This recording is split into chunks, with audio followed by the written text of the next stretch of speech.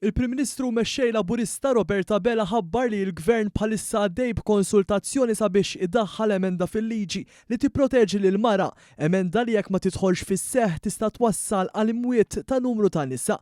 Dan b'referenza għal każ li żagħżugħa ta' 28 sena din il-ġimgħa ingħatat sentenza sospiża ta' ħabs wara li kellha bżonn għajnuna medika e kif irriżulta l wettqet abort. Il-Prim Ministru qal li dan huwa l-ewwel darba f'pajjiżna li ngħatat sentenza simili fejn tena l quddiem dawn is-sitwazzjonijiet sensittivi mhux se jkun hu li jikkundannahom u għannota li issa wara dak li ġara fil-qorti nħolqot sitwazzjoni li dawk l-ommijiet prospettivi li se jiġu f'dawn is-sitwazzjonijiet delikati anke f'periklu li jitilfu ħajjithom mhux se jmorru għal kura b'sens ta' biża'.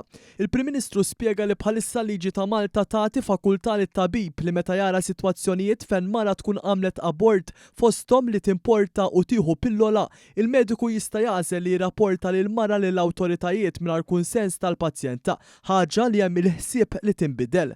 Fejn jidħol l-att dwar is-segretezza professjonali, wieħed jaħseb dwar din iċ-ċirkostanza partikolari biss illi il-professjonista tabib ikun jista' jirrapporta lill-pulizija biss jekk il-pazjenta tagħtih il-kunsens tagħha.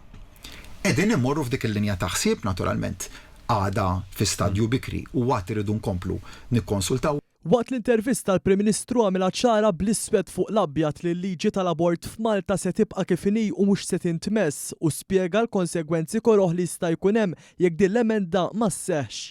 Ħankun ċar maħna bebda mod se mmissu xi liġi tal-abort m'hemmx il-mandat biex nagħmluha u nerġa' nenfasizza bebda mod maħna se nkunu qegħdin nemendaw il-liġi illi tirregola l-abort jew il-projbizzjoni tal-abort ġewwa pajjiżna. Jiena ngħid li l-ewwel nitlaq mill-punt ta' tluq li l-hemm liġi tiġi osservata l-liġi dwar l-abort. Imma għal min ikun f'dak iċ-ċirkostanzi partikolari mbagħad jiena mhux se ngħid li l-konsegwenza li inti ksirt il-liġi tal-abort għandha tkun li titħallas b'ħajtek lanqas ta'. U r-realtà b'dak li ġara f'dal aħħar jiem hija li se jkollna fatalità. U jkollna mbagħad ma nistax noqogħdu inħabtu fuq sidirna wara u ngħidu miskina u jaħasra u l-familjari tagħhom kienu jaħasra. Għaliex dan huwa dak li se jiġri jekk ma naġixxux. Fuq materja oħra l-Prim Ministru anke għamel referenza għall-aħbar tal-miscarriage leave li se jkun qed jagħti l-Gvern lil dawk il-koppji li tilfu tarbija tagħhom waqt itqala.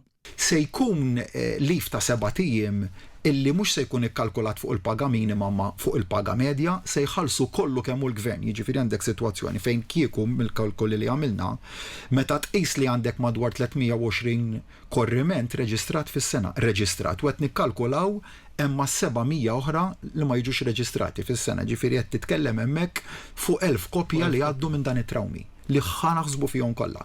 Kieku lill-employers ħallejnihom waħedhom kienet tiswihom mal-4 miljun euro fis-sena. Dak se jkun qed jerfa'hom kollha l-Gvern. Tgħid lil bolol min se jkun qed iħallashom waqt dak il-perjodu, il-Gvern ukoll.